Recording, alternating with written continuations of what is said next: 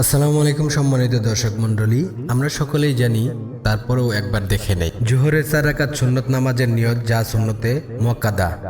নিয়তটি হচ্ছে নাওয়াইতু আন উসাল্লিয়া লিল্লাহি তাআলা আরবা রাকাতি সালাতি জোহরি সুন্নাতু রাসূলিল্লাহি তাআলা মুতাজ্জিহান ইলা জিহাতি কাবাতি শরীফাতি আল্লাহু আকবার। অর্থাৎ আমি কিবলামুখী হয়ে আল্লাহর সন্তুষ্টির উদ্দেশ্যে 4 রাকাত জোহরের সুন্নত নামাজ আদায় করছি, আল্লাহু আকবার এই বলে নামাজ শুরু করবেন। ভালো কিছু শেয়ার করুন যাতে আপনার দ্বারা অপর মুসলমানের উপকার হয়।